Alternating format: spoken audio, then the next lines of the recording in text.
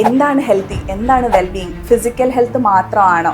No, physical health മാത്രമല്ല. അവരുടെ ഉള്ളിൽ വരുന്ന തോട്ട്സിനെ മാനേജ് ചെയ്യാൻ പറ്റിയാൽ, അവരുടെ പേടികളെ അവർ കെയർഫുള്ളായിട്ട് തോട്ട്ഫുള്ളായിട്ട് മാനേജ് ചെയ്യാൻ പറ്റുന്നുണ്ടോ? ഇത്തരത്തിലുള്ള കാര്യങ്ങളും നമ്മൾ ടേക്ക് കെയർ ചെയ്യേണ്ട ആവശ്യം എറൈസ് ആയിക്കൊണ്ടിരിക്കുകയാണ്. റീസെൻ്റ്ലി ഒരുപാട് കണ്ടതാണ് ADHD. സോഷ്യൽ മീഡിയ ഇതിലൊരു ഇൻഫ്ലുവൻസ് ആണോ? റീൽസ് കണ്ടിട്ട് എനിക്കതുണ്ടോ എന്നുള്ള പേടിയിൽ വന്നിട്ടുള്ള ക്ലയൻസ് ഉണ്ട്. എഗെയിൻ അവരുടെ പേടികൾ ചിലപ്പം ചില ട്രേറ്റ്സ് ആയിട്ടൊക്കെ ഉണ്ടാവാം എന്നുള്ളതാണ്. ആൻഡ് യെസ്, സോഷ്യൽ മീഡിയ എന്ന് പറയുന്നത് അവരെ വളരെയധികം ഇൻഫ്ലുവൻസ് ചെയ്യുന്ന ഒരു ഫാക്ടർ തന്നെയാണ്.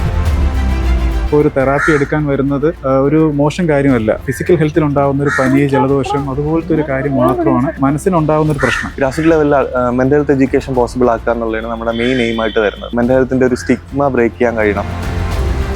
നമുക്ക് മെൻ്റൽ ഹെൽത്ത് ഇഷ്യൂ എന്ന് പറഞ്ഞാൽ പേരൻസ് ആണെങ്കിലും ആരും അക്സെപ്റ്റ് ചെയ്യുന്ന കാര്യമല്ല. ഏതൊക്കെ തരത്തിൽ നമുക്ക് കൊടുക്കാൻ പറ്റുന്നോ അത്രയും തരത്തിലുള്ള അവയർനെസ് ഇനിയും ശക്തിപ്പെടുത്തണം എന്ന് തന്നെയാണ്.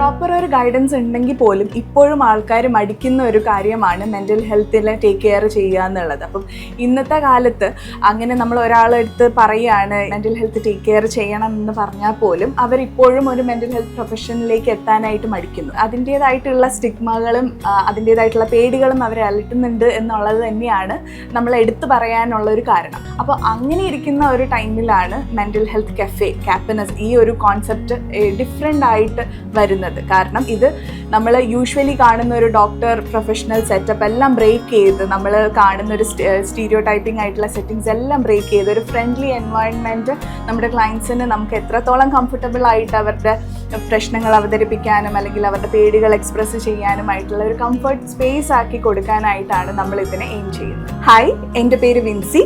ഞാൻ ഇവിടുത്തെ കൺസൾട്ടൻറ്റ് സൈക്കോളജിസ്റ്റാണ്.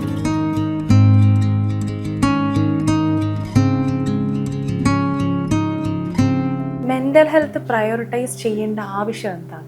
വെൽബീയിങ്, ഹെൽത്തി, ഇത്തരത്തിലുള്ള ടേംസ് വളരെ പോപ്പുലർ ആയിക്കൊണ്ടിരിക്കുന്ന ഏറെയാണിപ്പോൾ. അപ്പം എന്താണ് ഹെൽത്തി, എന്താണ് വെൽബീയിങ്? ഫിസിക്കൽ ഹെൽത്ത് മാത്രമാണോ എന്നുള്ള ഒരു ക്വസ്റ്റ്യനിലേക്ക് നമ്മൾ എത്താണ്. സോ നോ, ഫിസിക്കൽ ഹെൽത്ത് മാത്രമല്ല, മെൻ്റൽ വെൽബീയിങ്ങും ഇപ്പോൾ ഭയങ്കരമായിട്ട് ആൾക്കാർ പ്രയോറിറ്റൈസ് ചെയ്ത് തുടങ്ങിയിരിക്കുന്നു എന്നുള്ളത്. അപ്പം എഗെയിൻ ഫിസിക്കലി ഓക്കെ ആയിരിക്കുന്ന ഒരാൾ മാത്രമാണോ എന്താ പറയുക ഹി ഈസ് ഹെൽത്തി അല്ലെങ്കിൽ ഷീ ഈസ് ഹെൽത്തി എന്ന് പറയുന്ന അല്ല. അവരുടെ ഉള്ളിൽ വരുന്ന തോട്ട്സിനെ മാനേജ് ചെയ്യാൻ പറ്റിയാൽ, അവരുടെ പേടികളെ അവർക്ക് കെയർഫുള്ളായിട്ട് തോട്ട്ഫുള്ളായിട്ട് മാനേജ് ചെയ്യാൻ പറ്റുന്നുണ്ടോ? ഇത്തരത്തിലുള്ള കാര്യങ്ങളും നമ്മൾ ടേക്ക് കെയർ ചെയ്യേണ്ട ആവശ്യം ഭയങ്കരമായിട്ട് എന്താ പറയുക എറൈസ് ആയിക്കൊണ്ടിരിക്കുകയാണ്.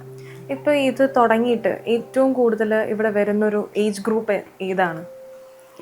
യങ് അഡൽട്ട്സ് എന്ന് പറയാം. Like 20s 30s. അതാണ് ഏറ്റവും കൂടുതലായിട്ട് നമ്മൾ എന്താ പറയുക നമ്മൾ മീറ്റ് ചെയ്യുന്ന ആൾക്കാർ യങ് അഡൽട്ട്സ് തന്നെയാണ്. അപ്പം അവർ കുറച്ചുകൂടെ അവെയറായിട്ട് അവരുടെ കാര്യങ്ങളൊക്കെ മനസ്സിലാക്കുന്നുണ്ട്. റിയലൈസേഷനോട് കൂടി വരുന്ന അഡൽട്ട്സ് കുറച്ച് കൂടുതലാണ്. സോ അഗെയിൻ അവരുമായിട്ടുള്ള ഇൻട്രാക്ഷനിൽ അവരുമായിട്ടുള്ള എന്താ പറയുക അവർ ഫേസ് ചെയ്യുന്ന ഡിഫിക്കൽട്ടീസ് നമുക്ക് എന്താണ് ഏതാണെന്ന് അവരെ തന്നെ കുറച്ചുകൂടെ ഇൻസൈറ്റ്ഫുള്ളായിട്ട് ജഡ്ജ്മെൻ്റ് ഒക്കെ കുറച്ചുകൂടെ ക്ലിയർ ആയിട്ട് നമുക്ക് അവർക്ക് തന്നെ ഹെൽപ്പ് ചെയ്ത് കൊടുക്കാനായിട്ട് കുറച്ചുകൂടെ എന്താ പറയുക എഫക്റ്റീവാണ് എന്നുള്ളത്. സോ എഗെയിൻ അഡൽട്ട്ഹുഡിൻ്റെ ഒരു എന്താ പറയുക അഡ്വാൻറ്റേജും അങ്ങനെ തന്നെയാണ്. അവർ റിയലൈസ് ആയിട്ടാണ് വരുന്നത്. ഈ ഒരു ഇനിഷ്യേറ്റീവ് തുടങ്ങിയിട്ട് ഇനിഷ്യലി ഇതിൻ്റെ അക്സെപ്റ്റൻസ് എങ്ങനെയായിരുന്നു? ആൾക്കാരുടെ ഇടയിൽ പൊതുവെ റെസ്പോൺസ് എങ്ങനെയായിരുന്നു? ഇതൊരു 1 year ഓവറായി നമ്മൾ ഈ ഇനിഷ്യേറ്റീവ് തുടങ്ങിയിട്ട്. അപ്പം എഗെയിൻ ഇപ്പം സോ ഏതൊരു സ്ഥാപനം തുടങ്ങുന്നതിനോടൊപ്പം ഉള്ള ഹാർഡ്ഷിപ്സ് എല്ലാം നമ്മൾ ഫേസ് ചെയ്തിട്ടുണ്ട്. ബട്ട് സ്റ്റിൽ മെൻ്റൽ ഹെൽത്ത് എന്നൊരു കോൺസെപ്റ്റിലൂടെ നമുക്ക് വരുന്നത് കൊണ്ട് തന്നെ ആൾക്കാരുടെ flow day by day increase ആയിക്കൊണ്ട് തന്നെ ഇരിക്കുകയാണ്. നമുക്കൊരിക്കലും ഒരു ഡൗൺഫോൾ എന്ന രീതിക്ക് വന്നിട്ടില്ല. ബിക്കോസ് എഗെയിൻ എന്താ പറയുക ഇത് പ്രയോറിറ്റൈസ് ചെയ്യുന്ന അല്ലെങ്കിൽ ഇത് റിയലൈസ് ആവുന്ന ആൾക്കാരുടെ എണ്ണവും ഡേ ബൈ ഡേ കൂടിക്കൊണ്ട് തന്നെ ഇരിക്കുകയാണ്. അപ്പം ഈവൻ ഇഫ് അവർക്ക് എന്തെങ്കിലും ഒരു പേടി അല്ലെങ്കിൽ സ്റ്റിഗ്മ ആയിട്ടാണ് വരുന്നതെങ്കിലും ഇവിടുത്തെ ഒരു സെഷൻസൊക്കെ കഴിയുമ്പോൾ തന്നെ അവരുടെ അത്തരത്തിലുള്ള പേടികളൊക്കെ മാറി നമ്മൾ കണ്ടിട്ടുണ്ട് എന്നുള്ളത്. യങ് അഡൾട്ട്സ് ആണ് കൂടുതലും വരുന്നതെന്ന് പറഞ്ഞല്ലോ. അപ്പോൾ സോഷ്യൽ മീഡിയ ഇതിലൊരു ഇൻഫ്ലുവൻസ് ആണോ അവരിൽ? ഇപ്പം നമ്മൾ സോഷ്യൽ മീഡിയ നോക്കുന്ന സമയത്ത് റീസെൻ്റ്ലി ഒരുപാട് കണ്ടതാണ് ADHD റീസൺ. ഇത് കാണുമ്പോൾ ഇതുള്ള ആൾക്കും ഇല്ലാത്ത ആൾക്കും ഫീൽ ചെയ്യുകയാണ് സിംറ്റംസ് പെട്ടെന്ന് വായിക്കുമ്പോൾ എനിക്കുണ്ട്. അപ്പം അങ്ങനെ ഇൻഫ്ലുവൻസ് ചെയ്ത് ഏതെങ്കിലും കിഡ്സ് വന്നിട്ടുണ്ടോ?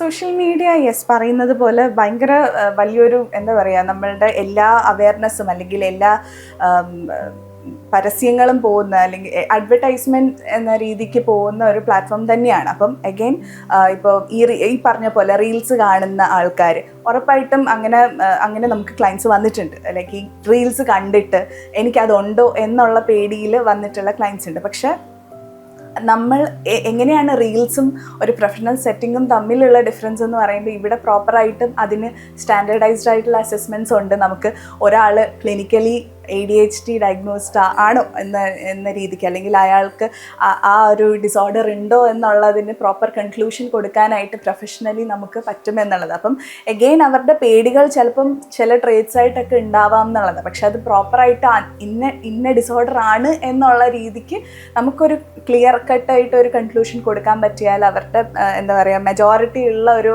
അൺസർട്ടൺ ആയിട്ടുള്ള പേടികളെല്ലാം നമുക്ക് മാനേജ് ചെയ്ത് കൊണ്ടുപോകാനായിട്ട് പറ്റും. ആൻഡ് യെസ്, സോഷ്യൽ മീഡിയ എന്ന് പറയുന്നത് അവരെ വളരെയധികം ഇൻഫ്ലുവൻസ് ചെയ്യുന്ന ഒരു ഫാക്ടർ തന്നെയാണ്. പണ്ടും നമുക്ക് മെന്റൽ ഹെൽത്ത് ഇഷ്യൂ എന്ന് പറഞ്ഞാൽ പേരൻസ് ആണെങ്കിലും ആരും അക്സെപ്റ്റ് ചെയ്യുന്ന കാര്യമല്ല. ഇപ്പോഴും അതിന് തീരെ അക്സെപ്റ്റൻസ് കിട്ടുന്നില്ല എന്ന് തോന്നുന്നുണ്ട്. ഈ ഒരു സ്റ്റിഗ്മ എങ്ങനെയാണ് ബ്രേക്ക് ചെയ്യാൻ പറ്റുക? അവയർനെസ് നമുക്ക് കൊടുക്കാൻ പറ്റുന്ന ഏതൊക്കെ തരത്തിൽ നമുക്ക് കൊടുക്കാൻ പറ്റുന്നോ അത്രയും തരത്തിലുള്ള അവയർനെസ് ഇനിയും ശക്തിപ്പെടുത്തണം എന്ന് തന്നെയാണ്. കാരണം ഇപ്പോൾ നമ്മുടെ ഈ ഒരു ക്യാപ്പനസ് എന്നൊരു സോഷ്യൽ മീഡിയ പേജിൽ പോലും നമ്മൾ വളരെയധികം അവയർനെസ് പ്രൊമോട്ട് ചെയ്യുന്നുണ്ട്. പക്ഷെ യെറ്റ് സ്റ്റിൽ അത് നോട്ട് ഇനഫ് എന്ന രീതിക്കാണ്. നമ്മൾ എത്രത്തോളം നമ്മളെ കൊണ്ട് പറ്റുന്നോ അതെല്ലാം അഡ്വർടൈസ് ചെയ്യുക ഇൻ പേഴ്സൺ ത്രൂ അല്ലെങ്കിൽ സോഷ്യൽ മീഡിയ പ്ലാറ്റ്ഫോംസിലൂടെ, ഇൻഫാക്ട് എന്താ പറയുക അവയർനെസ് ക്ലാസ്സസിലൂടെ, അങ്ങനെ നമുക്ക് പറ്റുന്ന രീതിയിലെല്ലാം ഇത് മെൻ്റൽ ഹെൽത്ത് ഒരു പ്രയോറിറ്റി ആണ്, ഇതൊരു ലക്ഷറി അല്ല, ഇതൊരു നെസസിറ്റി ആണ് എന്നുള്ളൊരു മെസ്സേജ് നമുക്ക് എത്രത്തോളം നോർമലൈസ് ചെയ്ത് നമ്മുടെ സൊസൈറ്റിക്ക് കൊടുക്കാൻ പറ്റുന്നോ അതിലൂടെ തന്നെയാണ് ഈ ഒരു സ്റ്റിഗ്മ നമുക്ക് മാനേജ് ചെയ്ത് കൊണ്ടുപോകാൻ പറ്റുക. കാപ്നസ് എന്ന് പറയുന്ന ആശയം മുന്നോട്ട് വെച്ചിരിക്കുന്നത് 3 പേരാണ്. അതിൻ്റെ ഫൗണ്ടറായിട്ട് വരുന്നത് പ്രവീൺ, പിന്നെ അതുപോലെ തന്നെ കോ ഫൗണ്ടേഴ്സായിട്ട് ജിക്സൺ, അതായത് ഞാനും പിന്നെ ഈ പറഞ്ഞ സ്നേഹ പടയനുമാണ്. ഓരോ സ്പേസസും ക്ലയൻറ്റ് ഓറിയൻറ്റഡ് ആയിട്ടുള്ള സ്പേസസാണ്. അപ്പോൾ ക്ലയൻസിന് ചൂസ് ചെയ്യാം ഏത് സ്പേസ് വേണമെന്നുള്ളത്. അപ്പോൾ അവരുടെ മുൻപിലിരിക്കുന്ന ഒരാൾ ഒരു പ്രൊഫഷണലായിരിക്കും. ബട്ട് ആ ഒരു സെഷൻ ഉടനീളം തീരുന്നത് വരെ അവർക്കൊരിക്കലും ആ ഒരു പ്രൊഫഷണലായിട്ടല്ലേ അവർക്ക് തോന്നുന്നത്. അവരുടെ ഒരു ഫ്രണ്ടായിട്ടായിരിക്കും ആ ഒരു സെഷൻ്റെ ആ ഒരു എൻഡ് വരെ അവർക്ക് തോന്നുന്നത്.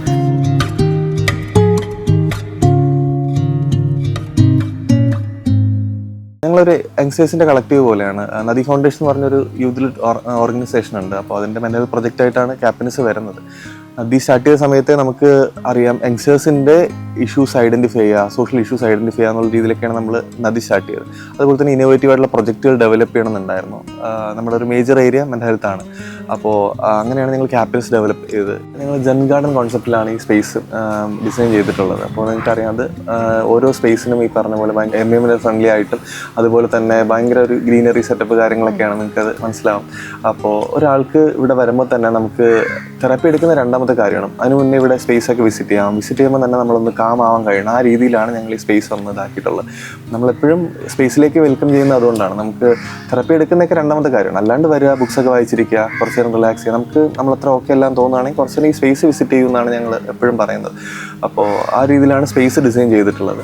പിന്നെ നമുക്കറിയാം, നമുക്കൊരാൾക്ക് ഓപ്പൺ അപ്പ് ആവുന്നതിന് തന്നെ നമ്മൾ ഇരിക്കുന്ന സ്പേസിന് ഒരുപാട് ഇമ്പോർട്ടൻസ് ഉണ്ട്. നമ്മളൊരു ഭയങ്കര ക്ലോസ്ഡ് ആയിട്ട് അല്ലെങ്കിൽ തന്നെ ഭയങ്കര മോഡേൺ രീതിയിലുള്ളൊരു സ്പേസോ അല്ലെങ്കിൽ ഒരു ഹോസ്പിറ്റൽ സെറ്റപ്പിൽ ഇരിക്കുന്ന തരത്തിലുള്ള കോൺവെർസേഷൻ ആയിരിക്കില്ല നമ്മളൊരു കഫേയിലോ ഇതുപോലത്തെ ഒരു സ്പേസിലോ വരുന്ന സംസാരിക്കുമ്പോഴേക്കും.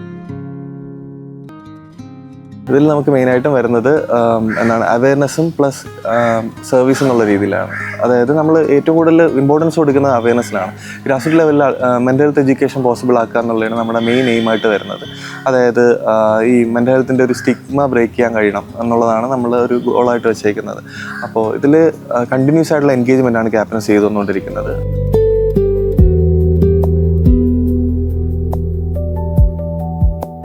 നമുക്ക് ഈ ഒരു ആശയം ജനറൽ പബ്ലിക്കിൻ്റെ ഇടയിൽ എത്തിക്കാൻ പറ്റിയിട്ടുണ്ട്. കാരണം പണ്ട് മാനസികമായിട്ടുള്ളൊരു പ്രശ്നത്തിനെ പറ്റി ചർച്ച ചെയ്തുകൊണ്ടിരുന്ന ഒരു കാലഘട്ടത്തിൽ ഇതൊരു ഭയങ്കര വലിയ പ്രശ്നമായിട്ടാണ് കണ്ടുകൊണ്ടിരുന്നത്. ഇപ്പോൾ ഒരു തെറാപ്പി എടുക്കാൻ വരുന്നത് ഒരു മോശം കാര്യമല്ല. നമ്മുടെ ഒരു ഫിസിക്കൽ ഹെൽത്തിലുണ്ടാകുന്ന ഒരു പനി, ജലദോഷം അതുപോലത്തെ ഒരു കാര്യം മാത്രമാണ് നമ്മുടെ മനസ്സിനുണ്ടാകുന്നൊരു പ്രശ്നം. അത് നമ്മളൊരു പ്രൊഫഷണലായിട്ട് സംസാരിക്കുന്നു, അതിൽ നിന്ന് നമുക്കൊരു സൈക്കാട്രിസ്റ്റിലോട്ട്, ഒരു മെഡിക്കേഷൻ ലെവലിലോട്ട് പോകണമെന്നുണ്ടെങ്കിൽ അതിലോട്ട് നമുക്ക് റെഫർ ചെയ്യാം. സോ ക്ലിനിക്കൽ സൈക്കോളജി ആയിരുന്നു ഞാൻ ഡിഗ്രിക്ക് ചൂസ് ചെയ്ത് PGക്ക്. സോ ക്ലിനിക്കൽ സൈക്കോളജി എന്ന് പറയുമ്പോൾ ഇറ്റ്സ് ലൈക്ക് മോസ്റ്റ്ലി ഒരു 4 വാൾ സെറ്റിംഗ്, ഒരു ഹോസ്പിറ്റൽ, ഒരു സൈക്കാട്രിക് വാർഡ്, അങ്ങനത്തെ ഒരു രീതിയിലേക്ക് ആ ഒരു മൈൻഡ് സെറ്റായിരുന്നു ഞങ്ങൾക്ക് തന്നത്. പക്ഷേ കാപ്പിനെസ്സിൽ വന്നപ്പോൾ ഇറ്റ്സ് മോർ ഓഫ് ലൈക്ക് കുറച്ചുകൂടെ കോസി എൻവയൺമെൻറ്റ്, കുറച്ചുകൂടി ഓപ്പൺ ആവാൻ വേണ്ടി ഹെൽപ്പ് ചെയ്യുന്ന എൻവയൺമെൻറ്റ്. ബിക്കോസ് ഇവിടുത്തെ സൈക്കോളജിസ്റ്റും എൻവയൺമെൻറ്റും കൂടുമ്പം ആക്ച്വലി ക്ലയൻറ്റിൽ എന്തോലെ കംഫർട്ടബിൾ ആവുന്നുണ്ട്. പിന്നെ ക്ലയൻറ്റ് ഓറിയൻറ്റഡും ആയോട് ഇറ്റ്സ് ലൈക്ക് ക്ലയൻറ്റിന് ഒരു പ്രയോറിറ്റി കൊടുക്കുന്നുണ്ട് അവരുടെ നീഡ്സ് എല്ലാം വെച്ച്. ഒരു ക്ലിനിക്കൽ സെറ്റപ്പ് തന്നെ അവരെ പിന്നോട്ട് വലിക്കുന്ന ഒരു ഫാക്ടറായിട്ട് മാറിയിട്ടുണ്ട്. അപ്പോൾ അതിൽ നിന്ന് വ്യത്യസ്തമായിട്ട് കുറച്ചുകൂടി ബ്രീത്തബിൾ ആയിട്ടുള്ള എൻവയോൺമെൻറ്റ്, ഒരു കഫേ സെറ്റപ്പിൽ നമുക്കൊരു കോഫി കുടിച്ചിരുന്ന് എങ്ങനെ ഒരു മെൻ്റൽ ഹെൽത്ത് ടോക്ക് നടത്താം എന്നുള്ളൊരു ചിന്തയിൽ നിന്നാണ് ഇപ്പോൾ ക്യാപ്പിനെസ് വന്നിട്ടുള്ളത്. അപ്പോൾ ആ ഒരു എൻവയോൺമെൻറ്റ് കൂടുതൽ പേരെ മെൻ്റൽ ഹെൽത്ത് തെറാപ്പി എടുക്കാനും അല്ലെങ്കിൽ അവയർനെസ്സിലേക്കും ഒക്കെ എത്തിക്കാറുണ്ട്. അപ്പോൾ ഞങ്ങളുടെ ഫ്രണ്ട് സർക്കിളിലുള്ള ആൾക്കാരായാലും അവർക്ക് ഈ ഫാമിലിയുടെ ഭാഗത്തു നിന്നുള്ള ഈ ഒരു ടാബു റിലേറ്റഡ് ഉള്ള ഇമോഷണൽ ബ്ലാക്ക് മെയിലിംഗ് ആവാം അല്ലെങ്കിൽ മറ്റു കാര്യങ്ങളാവാം, അത് ഭയങ്കര കൺസേൺ ആയിട്ടുള്ള ആൾക്കാരുണ്ട്. അപ്പോൾ അവർക്കെല്ലാം തന്നെ കൂടുതൽ ആക്സസ് ഉള്ള അല്ലെങ്കിൽ അപ്രോച്ചബിൾ ആയിട്ടുള്ളൊരു എൻവയോൺമെൻ്റ് ആണ് ഇവിടെ കൊടുക്കുന്നത്. മാം, ഇപ്പോഴത്തെ കാലത്ത് ഈ വീട്ടിലെ കാര്യങ്ങൾ നോക്കുക അങ്ങനെയൊക്കെ വരുന്ന സമയത്ത് വിമൻ പ്രോപ്പറായിട്ട് അവരുടെ മെൻ്റൽ ഹെൽത്ത് പ്രയോറിറ്റൈസ് ചെയ്യുന്നില്ല, അതിന് വേണ്ട ശ്രദ്ധ കൊടുക്കുന്നില്ല. അങ്ങനെയുള്ള വിമൻസിൽ കണ്ടുവരുന്ന പ്രശ്നങ്ങൾ എന്തൊക്കെയാണ്? പ്രോപ്പറായിട്ട് നമുക്കിപ്പം പറയാനാണെങ്കിൽ ഡിപ്രസീവ് സിംറ്റംസ് കാണാറുണ്ട്, പിന്നെ ഇമോഷണൽ ഡിസ്റെഗുലേഷൻ കാണാറുണ്ട്. ഇപ്പം മെയിനായിട്ട് പറയുകയാണെങ്കിൽ ഇമോഷണൽ ഡിസ്റെഗുലേഷൻ അവർക്ക് ഇപ്പം പല ഡിസോർഡേഴ്സിൻ്റെയും ഒരു ട്രേറ്റ് ആയിട്ട് ഇമോഷണൽ ഡിസ്റെഗുലേഷൻ വരാറുണ്ട്. ഇപ്പം അവർ ഓരോ കാര്യങ്ങൾ പറയുമ്പോൾ മറ്റുള്ളവർ അത് കേൾക്കുന്നുണ്ടോ ഇല്ലയോ, അപ്പം അവരുടെ ഉള്ളിലുണ്ടാകുന്ന ഫ്രസ്ട്രേഷൻസ്. അപ്പം ഇവർക്കൊരു കംഫർട്ട് സ്പേസ് എന്ന രീതിക്ക് ഒരു ഈവൻ ഇഫ് പാർട്ട്ണർ അല്ലെങ്കിൽ കുട്ടികൾ അല്ലെങ്കിൽ അവരുടെ വീട്ടിലുള്ള ആൾക്കാരെല്ലാവരും അതിനൊരു സ്പേസ് ഒരുക്കുന്നില്ല എന്നുണ്ടെങ്കിൽ നമ്മൾ കോമൺലി കാണുന്നൊരു കാര്യമാണ് ഇപ്പം അവർക്ക് ആങ്കർ മാനേജ്മെൻറ്റിന് ബുദ്ധിമുട്ടുണ്ടാവുന്നതും ഇമോഷൻസ് കൈകാര്യം ചെയ്യുന്നതിൽ അവർക്ക് ബുദ്ധിമുട്ടുണ്ടാവുന്നതുമായിട്ടുള്ള കാര്യങ്ങൾ. അപ്പം ഇത്തരത്തിലുള്ളത് നമുക്ക് പല ഡിസോർഡേഴ്സിലും, ഈവൻ ഇഫ് പല പേഴ്സണാലിറ്റി ഡിസോർഡേഴ്സിലും അല്ലെങ്കിൽ മൂഡ് ഡിസോർഡേഴ്സിലും നമുക്ക് ഇത്തരത്തിലുള്ള ട്രേറ്റ്സ് ഒക്കെ കാണാൻ പറ്റുന്നതാണ്. അതുപോലെ തന്നെ വർക്കിംഗ് വിമൻസിന്റെ കാര്യം പറയുമ്പോൾ വർക്കിംഗ് വിമൻ സിൻഡ്രോം, ഒരു സൂപ്പർ വുമൻ സിൻഡ്രോം എന്ന് പറയുന്ന ഒരു കോൺസെപ്റ്റ് ഉണ്ടല്ലോ, അതായത് അവർക്ക് പെർഫെക്ഷൻ വേണം. അപ്പോൾ അത് ഫാമിലി ലൈഫിൽ എത്രത്തോളം അഫക്റ്റ് ചെയ്യുന്നുണ്ട്? സോ എഗെയിൻ ഈ പറയുന്ന പോലെ ഇന്ന കാര്യങ്ങൾ ഇന്ന ടൈം ലൈനിൽ ചെയ്ത് തീർക്കണം, അല്ലെങ്കിൽ ഇന്ന കാര്യങ്ങൾ ഇത്തരം ഇൻസ്ട്രക്ഷൻസിലൂടെ മാത്രമേ ചെയ്യാവൂ. അപ്പം ഇത്തരത്തിലുള്ള വാശികൾ അവർക്ക് ഫാമിലി ലൈഫിലൊരു ഫ്ലെക്സിബിലിറ്റി ഉണ്ടാക്കാനായിട്ടുള്ള ബുദ്ധിമുട്ട് കാരണം വരുന്ന പാർട്ട്ണറുമായിട്ടുള്ള റിലേഷൻഷിപ്പിലായിക്കോട്ടെ അല്ലെങ്കിൽ കുഞ്ഞുങ്ങളുമായിട്ടുള്ളത്, സ്വന്തം പാരൻസുമായിട്ടുള്ള റിലേഷൻഷിപ്സിലെല്ലാം ഈ ഒരു പെർഫെക്ഷനിസം എന്നുള്ളൊരു എന്താ പറയുക ഒബ്സസ്ഡ് ആയിട്ടുള്ള തോട്ട്സ് വരികയാണെന്നുണ്ടെങ്കിൽ അത് ഉറപ്പായിട്ടും അവരുടെ ബാക്കിയുള്ള റിലേഷൻഷിപ്സിൽ അത് അഫക്റ്റ് ആവുന്നതാണ്. അത് കാരണം അവർക്ക് എന്താ പറയുക ബാക്കി ഇമോഷൻസ് മാനേജ് ചെയ്യാനും അല്ലെങ്കിൽ സോഷ്യൽ, മെൻ്റൽ അല്ലെങ്കിൽ ഫിസിക്കൽ ഹെൽത്തിലും എല്ലാത്തിലും ഉള്ള ബുദ്ധിമുട്ടുകൾ ഉണ്ടാവാനുള്ള സാധ്യതകളും വരാറുണ്ട്. അതുപോലെ തന്നെ ഇപ്പം നമ്മൾ സോഷ്യൽ മീഡിയ നോക്കിക്കഴിഞ്ഞാൽ സോഷ്യൽ മീഡിയയിൽ കൂടുതലായിട്ട് പറയുന്നതാണ് mood swings, period mood swings എന്ന് പറയുന്ന ഒരു സംഭവം. അത് എത്രത്തോളം ഇത്ര ഹൈപ്പ് കൊടുത്തിട്ടുണ്ടെങ്കിലും ആൾക്കാർ ഇപ്പോഴും പറയുന്ന ഒരു അനാവശ്യ ദേഷ്യം, അനാവശ്യ വാശി എന്നുള്ളതാണ്. പണ്ടത്തെ കാലത്ത് ആർക്കും എന്താ ഇല്ലായിരുന്നോ, അവർക്ക് ഉണ്ടായിരുന്നല്ലോ. എന്താണ് ആ ഒരു ഡിഫറൻസ് ഇപ്പോൾ കൂടുതലായിട്ട് വരുന്നത്? സോ അഗെയിൻ ഈ മൂഡ് സ്വിങ്സ് അല്ലെങ്കിൽ മൂഡ് ഷിഫ്റ്റ്സ് എന്ന് പറയുന്നത് പീരിയഡ് സമയത്തിൽ വരുമ്പോൾ അത് ഹോർമോൺസിൻ്റെ എന്താ പറയുക ഇൻഫ്ലുവൻസോട് കൂടിയിട്ട് വരുന്നൊരു കാര്യമാണ്. അത് അവരിൽ തന്നെ എന്താ പറയുക അവർക്ക് കോൺഷ്യസ്ലി അവർക്ക് കൺട്രോൾ ചെയ്യാനായിട്ട് ചിലപ്പോൾ പറ്റായിക ഉണ്ടാവാതിരിക്കുക. അപ്പം എഗെയിൻ ഈ കൂടെ ഉള്ളവരുടെ എൻവയോൺമെൻറ്റ് അവർക്ക് സപ്പോർട്ടീവ് അല്ല എന്നുണ്ടെങ്കിൽ ഇത് അവരുടെ കയ്യിൽ നിന്ന് പോകുന്നൊരു കാര്യമാണ്. ഇപ്പം ദേഷ്യമായിക്കോട്ടെ, അല്ലെങ്കിൽ ഈവൻ ഇഫ് പല വെറൈറ്റീസ് ഓഫ് മൂഡ്സ്, ഇപ്പം ഹാപ്പിനെസ് ആയിക്കോട്ടെ, സാഡ്നെസ് ആയിക്കോട്ടെ, അല്ലെങ്കിൽ ഫിയർ, അങ്ങനത്തെ എല്ലാ മൂഡ്സിൻ്റെയും അറ്റം അല്ലെങ്കിൽ ഒരു എക്സ്ട്രീം എന്ന രീതിക്കായിരിക്കും പീരിയഡ്സിൻ്റെ സമയത്ത് ഇവർക്ക് എക്സ്പീരിയൻസ് ചെയ്യുന്നത്. It is because of hormones. അപ്പം ഇത് മുന്നേ എന്തുകൊണ്ട് നോർമലൈസ് ചെയ്യപ്പെട്ടു ഇൻ ദ സെൻസ് അവർക്ക് അത് കറക്റ്റാണോ, അല്ലെങ്കിൽ ഇത്തരത്തിലുള്ള ഒരു കാര്യത്തിന് ഹെൽപ്പ് തേടണോ വേണ്ടയോ എന്നുള്ള ഒരു കൺഫ്യൂഷൻ അവരിൽ ഉണ്ടായിരുന്നിരിക്കുക. ഇത്തരത്തിലുള്ള ഒരു എന്താ പറയുക പ്രൊഫഷണലിസം അന്ന് ഉണ്ടായിരുന്നില്ല. അപ്പം അവർക്ക് ഒരു അറിവില്ല എന്നൊരു രീതിക്കാണ്. ഇന്നത്തെ കാലത്ത് പെൺകുട്ടികൾക്ക് അറിവുണ്ട്. അപ്പം അവർ എഡ്യൂക്കേഷനോടൊപ്പം തന്നെ ഇത്തരത്തിലുള്ള അവയർനെസ് കാര്യങ്ങളെല്ലാം അവർ അറിയുന്നുണ്ട്. അപ്പം ഇത് മാനേജ് ചെയ്യാൻ പറ്റും. they don't have to go through the struggle alone എന്നുള്ളൊരു കോൺസെപ്റ്റ് അവർക്ക് മൈൻഡിനകത്തേക്ക് വരുന്നുണ്ട് എന്നുള്ളതാണ്. എന്നാലും പണ്ടത്തിൽ വെച്ച് നോക്കുമ്പോൾ ആ ഒരു ടൈം ലൈനും ഈ ഒരു ടൈം ലൈനിൽ എന്തെങ്കിലും ഡിഫറൻസ്, ലൈക്ക് ലൈഫ് സ്റ്റൈൽ ചേഞ്ചസോ എന്തെങ്കിലും ഇതിനെ ഭയങ്കരമായിട്ട് എഫക്റ്റ് ചെയ്യുന്നുണ്ടോ? ഉറപ്പായിട്ടും ലൈഫ് സ്റ്റൈൽ ചേഞ്ചസ് നമുക്ക് പറയാൻ പറ്റുന്നതാണ്. കാരണം ഫുഡിൻ്റെ കാര്യത്തിലായിക്കോട്ടെ, നമ്മളുടെ ഡെയിലി നമ്മൾ ചെയ്യുന്ന റുട്ടീൻസ് ആയിക്കോട്ടെ, എല്ലാത്തിലും ടെക്നോളജീൻ്റെ ഇൻഫ്ലുവൻസും പിന്നെ ഡിജിറ്റൽ വേൾഡിൻ്റെ ഇൻഫ്ലുവൻസും എല്ലാം വന്നതുകൊണ്ടും പഴയ കാലത്ത് വെച്ച് നോക്കുമ്പം നമ്മൾ അന്ന് ചെയ്തിരുന്ന ഒരു ഫിസിക്കൽ മൂവ്മെൻറ്റും ഇന്നത്തെ കാലത്ത് ആ ലാക്ക് ഓഫ് ഫിസിക്കൽ മൂവ്മെൻറ്റ് എല്ലാത്തിലും അങ്ങനെ എടുത്ത് പറയാനാണെങ്കിൽ നമ്മൾ സ്പെസിഫിക്കലി നമുക്ക് പറയാൻ പറ്റും.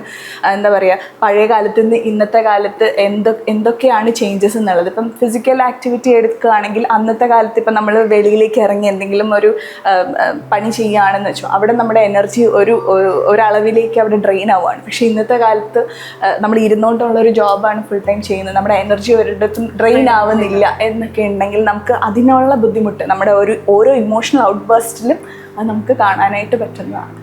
മാം, അതുപോലെ തന്നെ PTSD ഇൻ വിമൻ, അതിൻ്റെ ഒരു സ്റ്റാർട്ട് എങ്ങനെയാണ്? സോ അഗെയിൻ ഇപ്പം വിമൺ സ്പെസിഫിക് ആയിട്ട് പറയുകയാണ്, നമ്മളുടെ ലൈഫിൽ ഒരു ട്രോമറ്റൈസിങ് ആയിട്ടുള്ള ഇവൻറ്റ് അതിപ്പം എന്തുമാവാം, ഓരോ ഇൻഡിവിജ്വൽ അനുസരിച്ചിട്ടാണ് അത് നമുക്ക് പേടിപ്പെടുത്തുന്നതാണോ അല്ലെങ്കിൽ നമ്മളെ എത്രത്തോളം എഫക്റ്റ് ചെയ്യുന്നു എന്നുള്ളത്. അപ്പം റാൻഡമായിട്ട് നമ്മൾ വിട്ടു പോകുന്നതായിരിക്കാം ചിലപ്പോൾ അവരെ എഫക്റ്റ് ചെയ്യുന്നത് അത്രയും വലുതായിട്ട് നമുക്ക് ഇമ്പാക്റ്റ്ഫുൾ ആയിട്ടുള്ളൊരു ഇവൻറ്റ് നടന്നു കഴിഞ്ഞതിന് ശേഷം.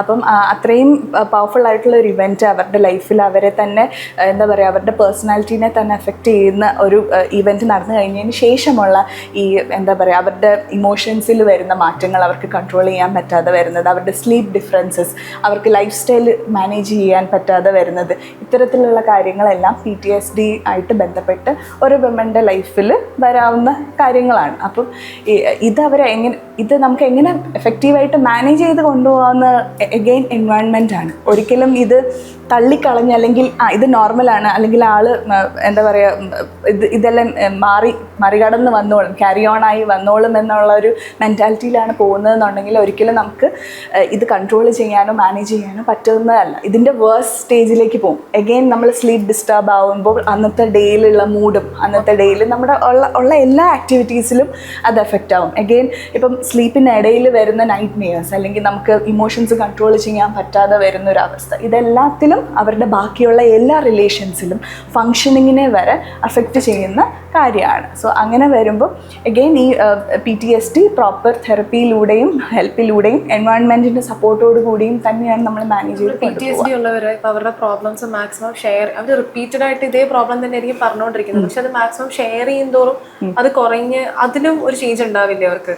സോ അഗെയിൻ ഇപ്പം നമ്മളൊരു തെറപ്പിസ്റ്റ് മാറുകയാണ്. ഇപ്പം ആദ്യം അവർ ഒരു ഹെൽപ്പ് എടുത്തു എന്ന് വെച്ചോളൂ. ഇപ്പം എഗെയിൻ വേറൊരു തെറപ്പിസ്റ്റിലേക്ക് പോകുമ്പോൾ അവർക്ക് ഇൻഹിബിഷൻ ഉണ്ടാവും. പക്ഷേ എഗെയിൻ ആ റാപ്പോ നമ്മൾ എങ്ങനെയാണ് ആ ക്ലയൻറ്റുമായിട്ടുള്ള റിലേഷൻഷിപ്പ് ബിൽഡ് ചെയ്യുന്നത്, ആ ഫൗണ്ടേഷൻ ഉണ്ടാക്കിയിട്ട് വേണം നമ്മൾ അതിലേക്ക് ഒന്ന് ഡീപ്പായിട്ട് കടന്നു ചെല്ലാനായിട്ട്. അപ്പോൾ ഓൾ ഓഫ് എ സഡൻ കടന്നു ചെല്ലുന്നതിനെക്കാട്ടിലും അവരുമായിട്ടൊരു റിലേഷൻഷിപ്പ് ഉണ്ടായതിന് ശേഷം നമ്മൾ അത്തരത്തിലുള്ള കാര്യങ്ങളിലേക്ക് കടക്കുമ്പോൾ അവർക്ക് വീണ്ടും കംഫർട്ടബിൾ ആവും. എഗെയിൻ ഈ പറയുന്നതിനോടൊപ്പം ഇത്തരത്തിലുള്ള പേഴ്സ്പെക്റ്റീവ്സുകൾ എക്സ്പ്ലോർ ചെയ്യുന്നതിനോടൊപ്പം തന്നെ അവരുടെ ഈ പേടികളായിക്കോട്ടെ, അനാവശ്യമായിട്ടുള്ള സിറ്റുവേഷനിൽ ഇൻഅപ്രോപ്രിയേറ്റ് ആയിട്ടുള്ള ഇമോഷൻസ് ആയിക്കോട്ടെ, ഇതെല്ലാം നമുക്ക് മാനേജ് ചെയ്ത് കൊണ്ടുപോകാനായിട്ട് പറ്റും. അൺഹീൽഡ് ആയി കിടക്കുന്ന ഒരു PTSD പ്രോബ്ലം എന്ന് പറയുന്നത് അതൊരു ഓവർ തിങ്കിങ്ങിന് ഭയങ്കര ഒരു റീസൺ ആവുന്നുണ്ടോ അവരുടെ പിന്നീടുള്ള ലൈഫിൽ? ഉറപ്പായിട്ടും എന്ന് പറയുമ്പോൾ ഇപ്പം നമ്മൾ സെൽഫ് എന്നൊരു concept, self confidence, self worth, self image, self respect, ഇത്തരത്തിലുള്ള എല്ലാ സെൽഫ് എന്ന ആസ്പെക്ട്സിലും ഇത്തരത്തിലുള്ള അൺഹീൽഡായിട്ട് ഹിഡൻ ആയിട്ട് കിടക്കുന്ന കാര്യങ്ങൾ അഫക്റ്റ് ചെയ്യാറുണ്ട്. അതിപ്പം PTSD മാത്രമല്ല, വേറെ പല ഡിസോർഡേഴ്സിലും ഇത്തരത്തിലുള്ള ഹിഡൻ ആയിട്ടുള്ള കാര്യങ്ങൾ നമ്മുടെ സെൽഫിനെ അഫക്റ്റ് ചെയ്യാറുണ്ട്.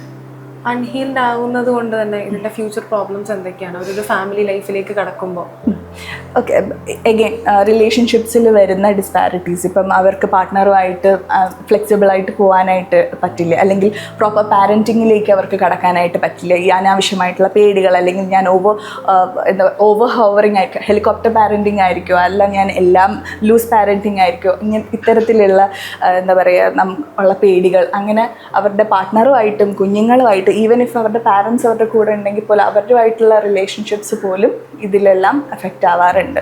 ജനറേഷണൽ ട്രോമ എന്ന് പറയുമ്പോൾ നമ്മളുടെ അച്ഛൻ അല്ലെങ്കിൽ അപ്പൂപ്പന്മാരായിട്ട് തന്നെ അവർ ക്രിയേറ്റ് ചെയ്ത കുറച്ച് നോംസ് ഉണ്ടാവും, അല്ലെങ്കിൽ അവർക്ക് കുറച്ച് റൂൾസ് ഉണ്ടാവും. സോ ഇത്തരത്തിലുള്ള കാര്യങ്ങൾ ഇവർ ബാക്കിയുള്ള യങ്ങർ ജനറേഷൻസിലേക്ക് ഇവർ അടിച്ചേൽപ്പിക്കുമ്പോൾ, like not like they are passing through, അവർ ഫോഴ്സ് ചെയ്ത് ഇംപ്ലിമെൻറ്റ് ചെയ്യുമ്പോൾ പല കാര്യങ്ങളിലും ചില ആൾക്കാർക്ക് ഇത് അക്സെപ്റ്റബിൾ അല്ല, ഇത് എന്താ പറയുക അത്രയും ഓപ്പൺ ആവാൻ പറ്റില്ല, അല്ലെങ്കിൽ ചിലപ്പം അത്തരത്തിലുള്ള റൂൾസിൻ്റെ ഒരു കൺസർവേറ്റീവ് നേച്ചർ ആയിരിക്കും. സോ എഗെയിൻ ഈ ഫോഴ്സ് ചെയ്ത് ഇംപ്ലിമെൻറ്റ് ചെയ്യുമ്പോൾ വരുന്ന പേടി, അല്ലെങ്കിൽ അച്ഛനുമായിട്ടോ അമ്മയായിട്ടോ ഉള്ള ആ ഡിസ്റ്റൻസ് വരുന്നതും, ഇതെല്ലാം ഈ പണ്ടത്തെ കാലത്തെ കാര്യങ്ങൾ അടിച്ചേൽപ്പിക്കാൻ ശ്രമിക്കുന്നു എന്നുള്ളതാണ്. അപ്പം ഇത് ചില ആൾക്കാരിൽ ഇത് അവർ പ്രോപ്പർ ഹെൽപ്പ് എടുക്കുമ്പോൾ, പ്രോപ്പർ പ്രൊഫഷണൽ ഹെൽപ്പ് എടുക്കുമ്പോൾ ഇത് റിസോൾവ് ആയി പോകും.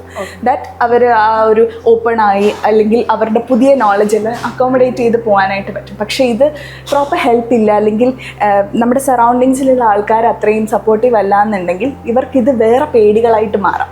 അത് എഗെയിൻ അവരുടെ ഒരു സോഷ്യൽ ലൈഫ്, പ്രൊഫഷണൽ ലൈഫ്, ഇതിലെല്ലാം അഫക്റ്റ് ചെയ്ത് വരാം. പിന്നീടുള്ള പേഴ്സണൽ ലൈഫിൽ പോലും ഇത്തരത്തിലുള്ള കാര്യങ്ങൾ അവർ വീണ്ടും ഫോഴ്സ് ചെയ്ത് ഏൽപ്പിക്കാനുള്ള ഒരു ചാൻസ് ഉണ്ട്, അല്ലെങ്കിൽ അവർക്ക് എഫക്റ്റീവായിട്ട് അവരുടെ ഒരു ഫാമിലി ലൈഫ് ലീഡ് ചെയ്യാനൊക്കെ ആയിട്ടുള്ള ബുദ്ധിമുട്ടുകൾ ഉണ്ടാവാൻ chance. How to break this? So again ഇതിലിപ്പം നമുക്ക് റിയലൈസ് ആവാൻ, അല്ലെങ്കിൽ നമ്മുടെ ബ്രെയിൻ ഡെവലപ്പായി കഴിയുമ്പോൾ വീൽ നോ എന്തൊക്കെയാണ് നമ്മളുടെ വർക്ക് ചെയ്തെടുക്കേണ്ട കാര്യങ്ങൾ എന്നുള്ളത്. അപ്പം റിയലൈസ് ആവുന്ന മാറ്ററിൽ നമ്മൾ മാക്സിമം നോളജബിൾ ആവാനായിട്ട് ശ്രമിക്കുക. Even if knowledge doesn't help us, then നമ്മളുടെ കയ്യിൽ നിൽക്കുന്നില്ല, ഇത്തരത്തിലുള്ള കാര്യങ്ങൾ നമുക്ക് എന്താ പറയുക നമുക്ക് മാനേജ് ചെയ്യാൻ പറ്റുന്നില്ല ഒറ്റയ്ക്ക് എന്നുള്ളതിൽ പ്രോപ്പർ ഹെൽപ്പിൻ്റെ സഹായം തേടുക. അത് ഈവൻ ഇഫ് ഒരു മെഡിക്കൽ ഡോക്ടർ ആവാം, ഒരു മെൻ്റൽ ഹെൽത്ത് പ്രൊഫഷണൽ ആവാം, ആരാണ് അതിന് പറ്റുക എന്നുള്ളതിൻ്റെ പ്രോപ്പർ ഹെൽപ്പ് തേടുക എന്നുള്ളത് തന്നെയാണ്. അതിലൂടെ അവർക്ക് തീർച്ചയായിട്ടും ഒരു മാറ്റം കൊണ്ടുവരാനായിട്ട് സാധിക്കും എന്നുള്ളത്. അതിനുള്ള പെർഫെക്റ്റ് കുറേ എക്സാമ്പിൾസ് നമുക്കിവിടെ ഉണ്ടെന്ന് തന്നെ.